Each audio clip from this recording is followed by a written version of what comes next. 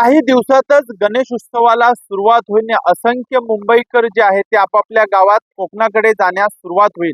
मात्र ज्या मार्गावरून जाणार आहेत त्या मुंबई गोवा महामार्गाची परिस्थिती नेमकी कशी आहे हे आपण पाहणार आहोत. सध्याचे हे दृश्य आपण पाहता हे मुंबई गोवा महामार्गाचे आहे आणि पूर्णपणे खड्ड्याचं स्वरूप जे आहे ते रस्त्याला आले आहे. कारण लोणेरे असेल, नागुटणे असेल आणि मग कोलाड असेल या ठिकाणी मोठमोठे खड्डे जे आहेत ते पडलेले आहेत. काही दिवसापूर्वी बांधकाम मंत्री शिवेंद्रराजे सिंह भोसले यांनी मुंबई गोवा महामार्गाचा दौरा केला होता आणि गणपतीपूर्वी हा रस्ता जो आहे तो वाहतुकीसाठी सुसज्ज होईल असं आश्वासन जे आहे ते दिले होते. मात्र सध्याची परिस्थिती पाहता अवघ्या काही दिवसातच गणेश उत्सवाला आता सुरुवात होणार आहे. त्याआधी हा रस्ता पूर्णपणे वाहतुकीसाठी सुसज्ज होईल का हे पाहणं महत्वाचं ठरणार आहे. की दरवर्षाप्रमाणे याही वर्षी गणेश भक्तांना खड्ड्यातूनच प्रवास करावा लागेल का हेही पाहणं तेवढंच महत्वाचं ठरणार आहे.